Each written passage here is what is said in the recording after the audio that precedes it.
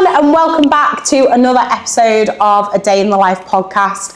I am very excited to introduce this very young fella to the podcast today. I am here with Dan, and he runs Kirk Media Works. Yes. And we're literally going to learn all about what that is. But before we do, we're just going to recap what the podcast is all about. So with so much of our lives now being led on social media, we thought it would be great to set up a podcast that really showcases that life isn't perfect every single day. I mean, today, Dan, you're currently living your best life ever because you're here on the podcast, but it's not always that way.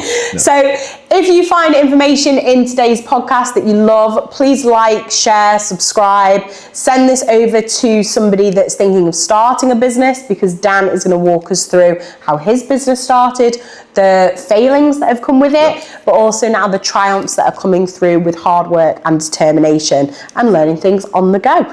So we're very lucky as well today to have the podcast sponsored by Stand Up for Southport. So make sure that you check out all of the new things that is going out on Stand Up for Southport over the next couple of weeks with the link in our bio. So Dan, welcome. Thank you. Thank you for having me. I'm super pleased to have you here in the studio. You've taken a moment out of your very, very busy life because work's really good. It is. Work is taking up a lot of my life at the moment, but yeah, finding time to do random things. So. Brilliant. Well, thank you so much for coming on. Let's then let's delve straight right into what is Kirk Media Works. So Kirk Media Works is a bespoke marketing company, mainly on the lead generation and advertising side. So we bring in a film crew. We film a video that could be anywhere from 5 seconds long to 1.5 minutes long, basically cinematic advertising shoots to create advertising assets. In essence, we get them edited, make sure that they fit your brand, your values, everything about your business, and sort of merge well with that. And then we put them up on platforms like LinkedIn, Ad Managers, Meta, Google, TikTok, any of the advertising platforms. We put them up, we manage them, we optimize them to convert into whatever you'd want that to convert into, whether that be direct sales, inquiries, leads, hot leads, or even just brand awareness. We can do everything through that. Fab. So I suppose for people that are watching this and they're tuning in, and everything that you just said sounded wonderful but gobbledygook. Yeah. How did you get into that? Is there a story to it, or there is actually quite a long story to it. Yeah. So I worked in so many different niches and jobs. So I was a baker with my dad when he was baking. When I was younger, I used to bake these little ginger nuts and sell them to a local farm shop called Manic Organic. Great little shop, love it. And then from there, it was just bar work, labouring, tiling, landscape gardening. What else did I do? As a bartender, I was a waiter. Then I went and worked for a company affiliated with Shell, with basically bulk oil and fuel card sales. Was there for 8 months, and then I left there. Tried to start a clothing company because I just never really thought I had, a good boss. I might have had one or two, but none that I stayed long enough to, enjoy staying in. So I kind of went on from the sales job after traveling for a year. I played semi-professional rugby all over Europe, which was absolutely great after I left that sales job. And then coming back, I thought I'm going to stick my feet in the ground. So I started a couple of businesses, or tried to start a clothing company called Vanity Clothing. Definitely not copyright, but anyway. So that failed miserably because I didn't understand marketing. And then I went on to think, okay, I'm going to start an oil company. I'm going to, sell oil. Yeah, a 19-year-old trying to sell oil does not work out well. So that failed miserably also. And then I went and bought a commercial marketing course and a business course. And then I started Kirk Media Works, and then ever since it's kind of grown and grown and grown. Yeah. So I think you hinted there around sort of 19, wanting to start sort of a business. I think it's very pertinent to let people know that at this point in time, though, you're only 21. Yeah. And that in itself comes with amazing strengths to it. Being young, starting out, you've got years ahead of you to grow into. But I would imagine that it also comes with quite a few drawbacks in terms of, people questioning your again, about sort of, when you're only 21, how much can we trust you? Exactly. You know, how much do you know? So let's debunk some of those myths a little bit, because you know your stuff. Yeah. So how have you managed to sort of forge your way forward with some of that as a backdrop? I think there's been a lot of sort of negativity that I've got from being young, trying to start my own business, especially in marketing, because you get people who have gone to uni and done marketing. I bought a commercial course, I learned it inside out, and I then got a masterclass. I bought a masterclass in it from some really big names to basically just understand it inside out. And then on the business admin side, I bought a course also to understand it. So I think for me, I never saw myself as that academic. So going to uni didn't feel like an option for me. I also thought, well, the world is changing, but uni isn't. So that was my view at the time. So then going in to learn by myself in my own time, I thought that was more beneficial for me, because I could pick out the things that I actually needed to know and what I enjoyed. And it was actually the paid media side. So I looked into all media aspects, all marketing aspects, but what I really enjoyed was the paid media, the analytics, the numbers, the optimization, the management, all about that. And I think from a perspective of going into meetings, when I've previously gone into meetings, there's been backlash from it. People have just gone, you're what, 20, 21? What are you going to know that our marketing director, who's like 40, is going to know? So it's sort of like you got a devil and a shoulder on you, a devil and an angel on your shoulder, in essence, to sort of pick little things out of what you do. But at the end of the day, case studies, testimonials, what I actually do speaks for itself. Yeah. So the backlash from the age, I guess it can come from jealousy. I also think it can come from insecurity. But if you actually have a sit down with me and I can tell you what I can do for you, then yeah, I can definitely change. Yeah, I think age within the industry is one of those sort of topics of discussion, because if you were a celebrity actor at 21, then becoming the face of a global brand, nobody would be questioning your age then. No. So it does sort of run in parallel along the fact that actually, like you've said, come and have a chat. I know what I'm talking about. And you have done the work. You haven't just woken up and gone, I'm just going to do this now. And I'm just going to call myself a marketer because I know nothing. No. You've got that backdrop. You've got, like you say, those black and white figures that, you know, are through hard work. So let's go now. Someone finds this podcast. They're thinking about, okay, it sounds like that's something that I want to follow, go into. You've done the course. You've got that information, but jobs don't just land in your lap. No. What has been what you think has been the crucial turning point to then that work coming in?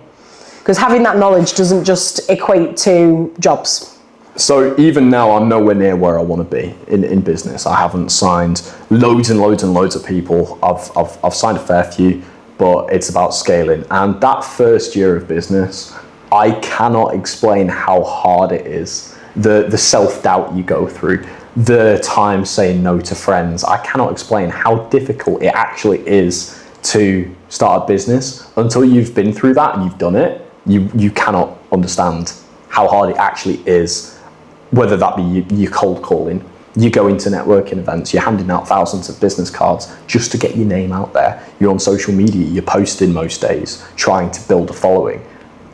In-person meetings, follow-up calls, systems, everything contributes to actually building the business. Yeah.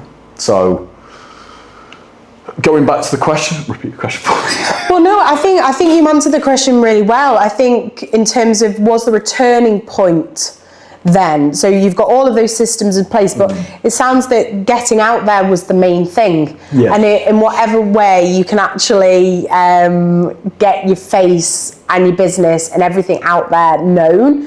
And I suppose from the perspective of when you're growing up and you hear that people have their own business, I think, does that then change your mindset to going, well, owning a business can't be that difficult. So-and-so's dad has had one for 20 years. So-and-so's run one for 15 years. Oh, I know another business that's been open 50 years. Do those kind of things lead you into a lull, a false sense of security that actually business could be quite easy then because people have just done it for years and years and years? I think I created a false sense of security from social media, seeing so many people doing it. I created that false sense of security for myself, which made me get to the point of going, yeah, you know what, I'm going to start a business. Cool. And then the first 5-6 months, I was on my ass. I was like, I'm really struggling here. Yeah. But it's that fact that you don't give up. You keep going, the determination, the drive to just carry on doing it, even when it's at the worst point in the world. Yeah. People either sink or swim in business, especially within the first 2 years. But those first 2 years are so hard. So hard. It's the early mornings. It's the lack of social, interaction apart from business. And doing that just to start the business and get it off the ground and then scale after the pipeline is starting to, solidify and become consistent. It's, the turning point really is figuring out systems, figuring out what is working. And then as soon as you hit those milestones incrementally, so like your first sale, then you get your second, your third, and then it starts to flow a little bit more because you've built trust, you've built brand awareness, you've built basically a company, which brings in the leads, and then you're closing them, you're delivering well, and then that just builds and builds and builds, and then you start to put in systems to scale the business. So I think it's all about milestones, which is the tipping point. Fab. So how did your mindset change, or how did it feel in particular when you closed your first big client? My first big client went tits up. You heard it here first. I signed a pretty big client, and I signed the contract and everything, and then the contract fell through. But by then, I'd already managed to sign another one on the back end of the other deal because I had that sort of push. Yeah. So it's that constant flow, keeping the pipeline sort of with incoming leads or incoming sort of sales, sort of set you up. So if you fail once, cool, you'll do it again and you might succeed that one. So it's just continuing that line. Yeah, because we're all about showcasing not just your best day ever then. Could I pick at that sort of one that didn't come through? So I was going to call it a failure, but it's not, because it didn't work, not because of you. Well, I mean, it was a 6-month pilot, and it was worth, at the time, it was my first one. I didn't know pricing strategy. I didn't know anything. I was just basically trying to sell a service of ads and production. I knew management, videoing, I understood, but actual creating a pricing strategy and all of those major fundamentals on delivery hadn't been sort of tweaked. So the onboarding, everything like that, small things were missing because it was early days within the business. And the whole deal was probably worth over 6 months, maybe 8 to 10 grand. Yeah. And it went tits up. The contract fell through because my onboarding wasn't good enough. It wasn't good enough, and that made me realise systems are so important, especially managing clients. Okay, so for people that are watching that won't know what onboarding means, what is that as a crucial element? So when you sign your client, let's say you've been speaking to a client for the last 3 weeks, okay? You've had 2 phone calls and they're ready to go for it, okay? You send over a contract, you send over a bit of information, case studies, testimonials, basically onboarding them to be a partner with you. Okay. So that first sort of instance where you're bringing them in to what you do. Now that is, you want to make them feel valued. You want to make them feel like they're in good hands. Now what I did with that client was I just sent them a contract, a payment link, and that was it. Yeah. They signed the contract, they sent it back. And then, but the weird thing was that I was seeing him in like face to face. It was a face to face sale. It wasn't calls. So I knew the guy well. But then my carelessness on the actual online onboarding side kind of broke that trust a little bit. Yeah, I think that's incredibly honest to be able to reflect in on yourself.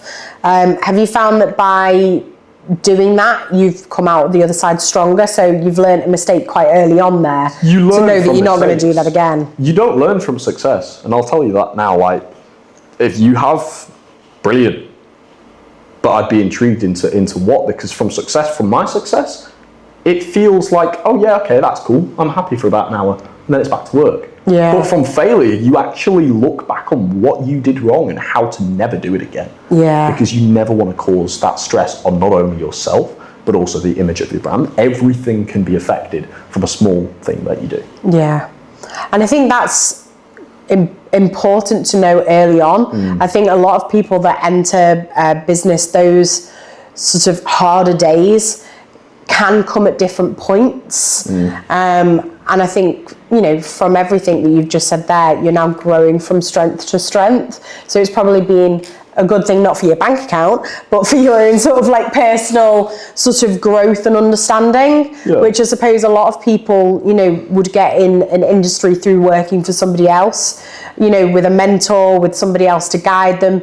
I think, what needs to be highlighted here is you set yourself out as a one-person band. This is your company, your business.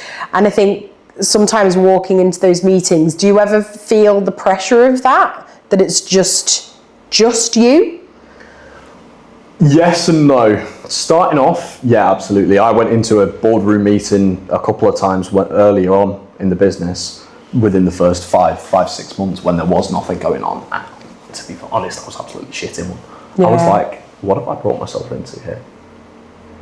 But then as I started to get a bit more of a brain on me in the business world, I'm 21, I've got nothing to lose. No. I have absolutely nothing to lose. If I walk into a boardroom and make an absolute tit of myself, I don't care. Yeah. However, if it goes well and they actually listen to what I have to say, if immediately they get turned off like it has happened in the past, I went to a financial company in Liverpool, had a sit down in the boardroom, and literally the first thing he said was like, son, have your balls even dropped yet? I was like, right, okay. Wow. So banter was real. Yeah, immediately you can get people knocking you down.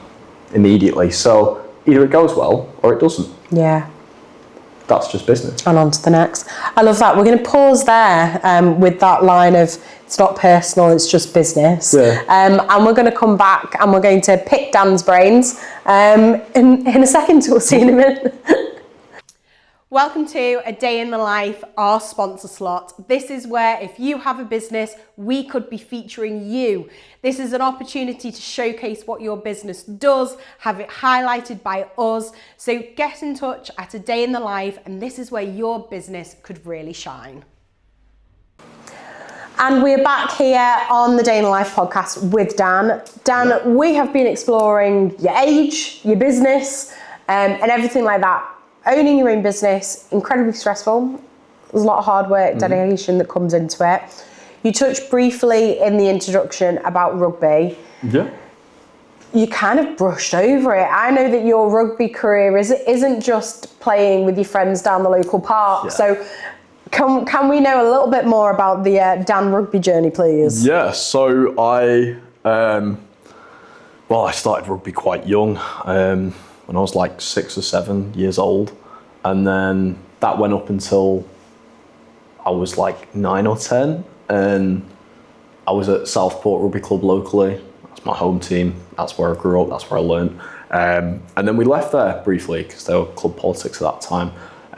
So parents pulled both me and my brother out. And then high school, I went and played rugby in years 7 or 8, and the coach there, a guy called Mr. Lucas, who used to be a professional rugby league player. Great guy, honestly. He used to be one of my favourite teachers, or if not the favourite teacher. Then he left. I think he's head of sport at Tarleton School now. But yeah, he basically told me to go down to Southport and back down to Southport Rugby Club. So I then trained there, and then within 3 years I got into the Sale Sharks Academy, which is the local professional rugby union club. And then I was in Lancashire trials and whatnot, and Then I went to college for rugby. So I went to Meisker College, which is in between Preston and Garstang. Great college. Spent 2 years basically doing sports science and playing in the ACE League, which is against all of the sort of professional club affiliated colleges. So played there, got to a really good standard. And then when I turned 18, I got an email from the rugby team in Finland.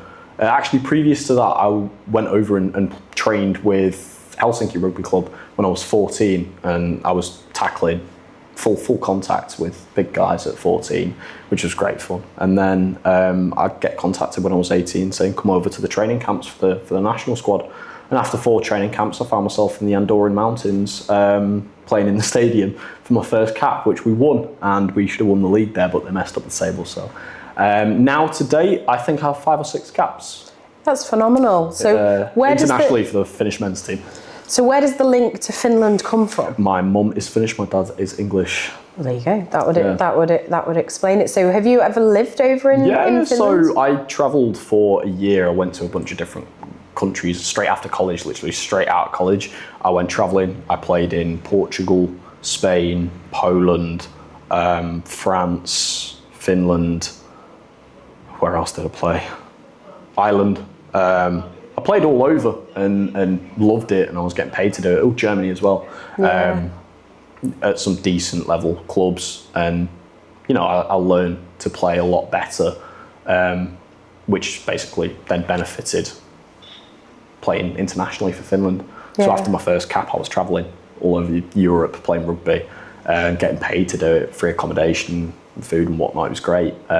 But then coming back, I was like, okay, I need to set my feet in. Yeah. So I still play and go for training camps, both for the sevens team in Finland, the senior men's squad, as well as the 15s. So I play both. Yeah, fab. So have you found them with sort of business, life, rugby? So they all interlink in terms of mindset. Have you learned sort of from those rugby? Sort of it's a tough game. Mm-hmm. I know that, like, from your perspective, that I've always done it, it is what it is. But, in terms of sport, it is known as, a tough game. Yeah, it's rough. You've got to have a specific mindset for it. Do you take any of that with you into the boardroom? I'm not saying that you're going to tackle people over the desk, but, people... Sign the contract. Yeah. That's my onboarding style. Get on.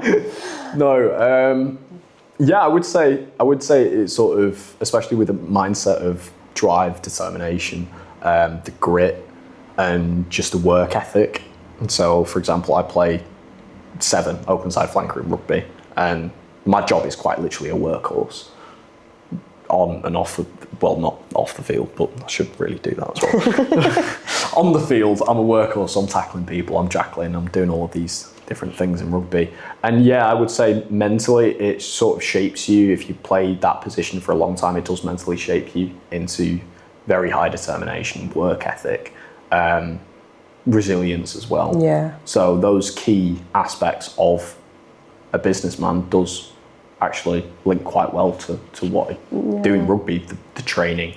I mean, especially injury as well. Like, I've had some really bad injuries. I broke my back. I've had a brain hemorrhage. I've broken many bones, shoulder, tore bicep tendons. Yeah, I've had a lot of injuries which has put me out for a long time. So like half of my college career I was injured. Yeah. I just came off a really bad shoulder injury where I tore my bicep tendon off my shoulder. My ACJ I severed and my collarbone was fractured. And I've come back from that now. Yeah. So that was 8 or 9 months out. So you're out for a long time and you've got to train what you can in that time. And then when you are fit and ready to go back, you've got to build yourself up back to where you were and stronger. Yeah. So it's mentally challenging, but it does give you that resilience and the determination, drive, everything that you need, especially within business. It's the same. Yeah, I want to sort of touch into that mental sort of side of it a little bit. Mentioned earlier on about sort of within your business now, it's hard to sort of catch up with friends, sort of, going to different events because you're busy and prioritising different things because you're currently in that building stage. How have you then found that mentally when, you know, you've had an injury or work is compounding? What do you do to kind of make sure that doesn't start to drown you? I think there's been points where it has drained me, but I mean, all through high school and college, I tended to, you know, not mind my own company, and that's sort of showed itself, especially within business, and how lonely it can become. Yeah. Where business life does turn into your social life, like outside work, even on evenings, networking or different events, which are down to business. Although they're in a bit more of a casual setting, it's still business. So business has quite literally become my social life. Yeah. So whereas I'll get messages from friends who are going out at the weekend going, oh yeah, do you want to come out? We're going in Liverpool, we're going to get absolutely sloshed. I'm like, sorry mate, can't. Yeah. I'm working. So yeah, it does drain you to an extent, but I enjoy it because it's doing what I want to do. And then I think later on down the line, I can enjoy the fruits of my labour and get sloshed wherever I want, whenever I want. I don't mind giving up my 20s to build something that's going to last me for the rest of my life. Yeah. Fab. Well, we're going to pause it there for a second. We're going to head to a quick break. Whilst we are in this little break, check out Dan's social media page. What is your Instagram handle? Instagram, probably not much on there at the moment. LinkedIn, Daniel Kirk, Kirk Media Works. Yeah, have a look at it. Yeah, sounds like you need a social media organic grower. Hi. No, I honestly haven't had time to do it myself. I've been doing that with everyone else, so I've just been like, right, what am I doing with mine? Apart from LinkedIn, I've been a little LinkedIn warrior for a while. Fab. Check out Dan's LinkedIn and we'll be back in a sec. We want you. If you are a local business in Southport or the surrounding area, we have no preference. We would like to showcase your business. We are all about collaboration, supporting, and also showcasing what businesses have to offer. So if you want to be in this slot during the podcast, get in touch and let us make you shine. Brilliant. We're back with Dan on the couch and we are discussing all things media, paid ads, rugby, determination, mental health, and everything else in between, showcasing that life isn't just all happy pictures on social media. So, Dan, you have started to get into a bit of rhythm now with work, starting to get sort of people coming in. Has there been anything that's sort of come your way that's been unexpected, that's been something that you've gone, oh, I didn't expect that to sort of come across my desk, but I'm going to go and do it anyway? Yeah, I mean, there's been loads. For example, the Big Onion. Yeah. There's the heritage work that we're doing. There are all things which have come across my desk, which, you know, I wouldn't even think would have been something to start, but they've just been new avenues, new ventures to go down. In addition to Kirk Media Works, and yeah, they're all fun. There's so many different things, especially within business. You meet people, potential business partners, or just people that you can work with, whether the business is generated through it, or you come up with a new idea, or there's loads of things that you just do not expect within owning a business, networking, all of these different things, just talking to people, even acquiring business of others for, you know, yourself. So many different things can happen within business that you just don't expect. Yeah, so because the Big Onion radio podcast, that kind of has come about so organically. And it's literally, I think one of the things I wanted to touch on there was the importance of that network and people knowing your name and knowing that they can pick up the phone and go, I know a fella, he can do this. And that's literally how the engine keeps turning, and you being brought into that project because people knew who you were and that sort of reputation getting out there, which you must be really proud of. I just saw it as, I'll lend my lights to them for a bit. I mean, Carl the videographer for the Big Onion Radio, so I was talking with him. I'd hired him, subcontracted him for a couple of my jobs that I had, filming video assets for marketing, and I've got a fair bit of lighting kit, and Carl was like, can I borrow some of your stuff? I was like, yeah, that's absolutely fine, I'll come along and set it up for you.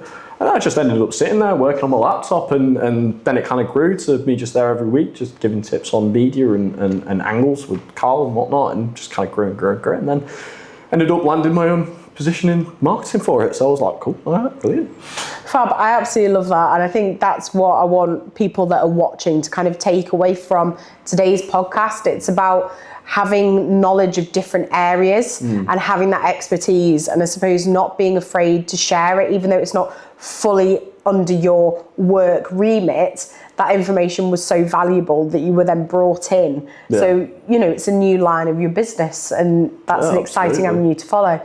So if we were, talking about sort of an ideal client for you, what is it that you would be looking for, or someone that would excite you? So I mainly specialise in B2B or high-ticket B2C. So generally a high-ticket service, professional service that is selling to other businesses, so whether that be a SaaS business or any really professional service industry that is slightly high-ticket. Basically, I build acquisition engines for them. So systems that bring them consistent leads. So anyone within professional services niches, whether that be higher ticket B2B or high ticket B2C, they're like my ideal clients. Yeah. However, if someone comes up to me from a local cafe or something and says, can you help me get foot traffic in? I can do the brand awareness on paid media the same way organic can, but it can do it a lot faster. Yeah.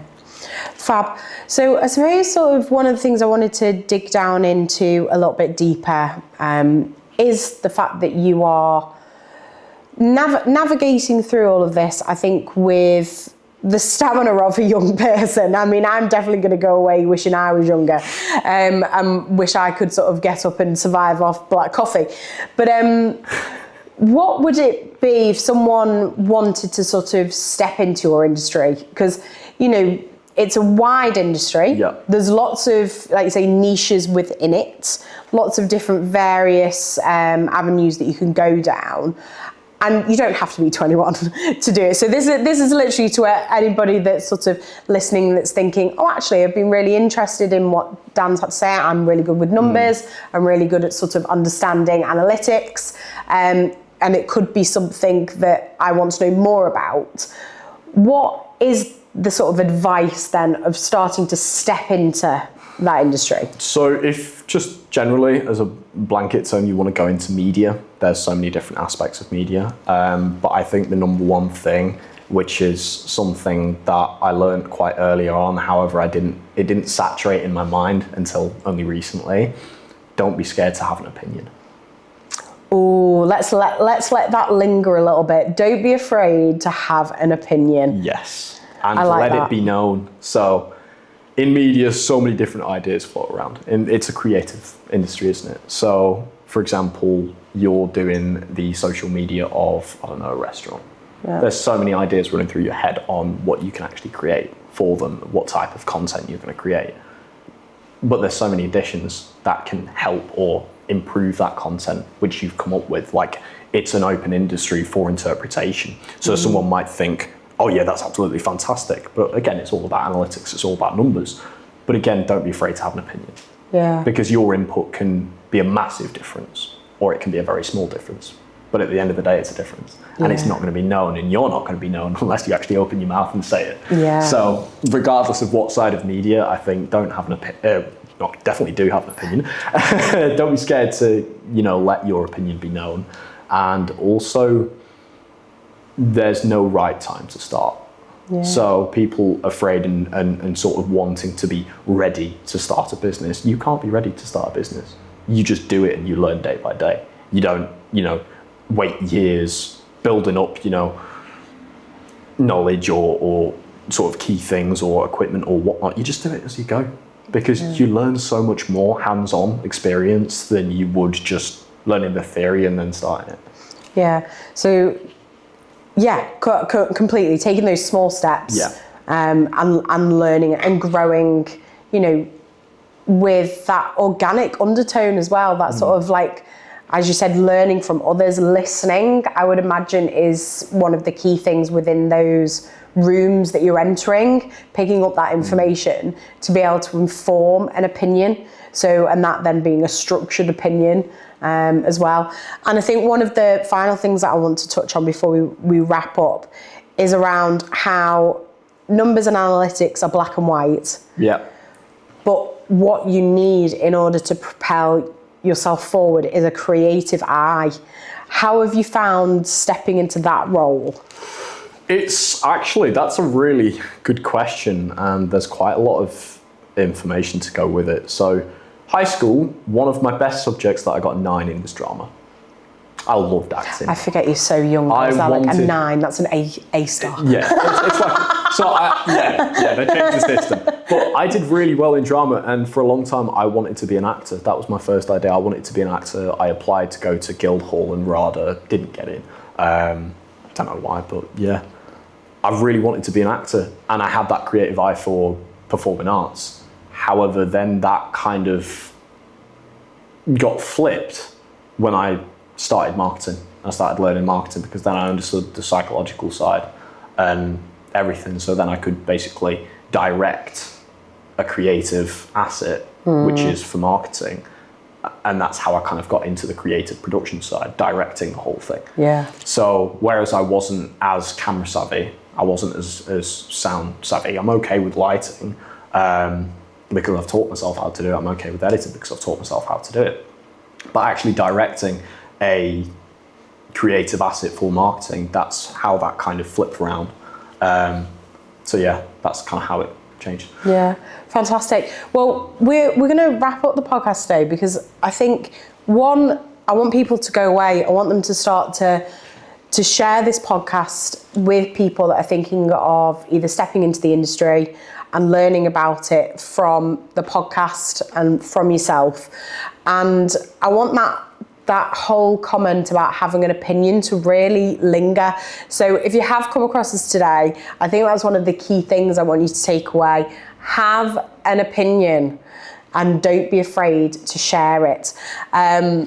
Thank you, Dan, so much for coming in. We're going to go to our last little break and then we're going to come back and do your quick fire questions. Quick fire questions. Cool. Are you ready? I'm ready. We'll see you in a sec. Are you looking for a unique new place to showcase your business? Well, this could be it. We are building a brand new podcast where we want to showcase local people, local stories, and your local business. So want to be in this sponsor slot? Get in touch today. And we are wrapping up today's podcast with Dan here in Studio 9. Thank you so much for coming on for a Day in the Life podcast. Are you ready for your quick fire round? I'm ready, let's go. He's ready to go. I'm ready. Favourite coffee order? Straight black coffee. Straight black, no sugar, no milk. God, how to make your head explode. Favourite place to go for a walk? Ooh, the Lake District's probably Helvellyn or Scarfell Pike. God, you have a black coffee before you zoom on up there. And then a couple of pints when I get down. Sports club, community group, or someone that you just want to give a shout out to that's maybe doing some good? Ooh, I've got to give it to Southport Rugby Club. It's my home. They do a lot of great stuff. Partner with a lot of great people, great businesses, local businesses. Yeah. Yeah, they do a lot for the community, don't they? Fabulous. If there was a friend of yours coming to visit you in Southport or the surrounding area, what restaurant would you take them to? Ooh, Chez Moi. Oh, that's the second person today that says that. It's fantastic. I'm going to have to go and make a booking. It's fantastic. Honestly, mule's my home now. Yeah, fab. Okay, I will be coming in. And then final one, your hidden gem. Hidden gem. And it could be anything, anywhere. Ooh. Right, can I say it even though I haven't been there? Yeah. I really want to go. Why not? We'll plug them. Boringdon Hall. I'm sorry. It's down south, Boringdon Hall. I was looking at a random. I've never been to a spa. I really want to go to a spa just for the hell of it, because why not? And I saw this place called Boringdon Hall. It looks absolutely superb, and they've got a Michelin star restaurant there and an award-winning spa called the Gaia Spa. I really want to go there. But I think that's a hidden gem because nobody knows about it. I've talked to so many people about it, just like, have you ever been here? Have you been here? They're like, what is this place? Oh, well, you've sold me on it, so we're going to tag them, and if you would like us to come, we're more than happy to try it out. We'll bring cameras. Yeah. Maybe not on the spot, nobody needs to see that. Yeah, fabulous. I'll go and check that out. Dan, thank you so much. You've given me a restaurant to go and try and a hidden gem to go and Google, and a plethora of information to go and have a look at how I turn my sales into leads through social media paid marketing. So thank you so much for coming on. Everybody check out Dan at Kirk Media Works through LinkedIn. We'll put all of his information under the video today.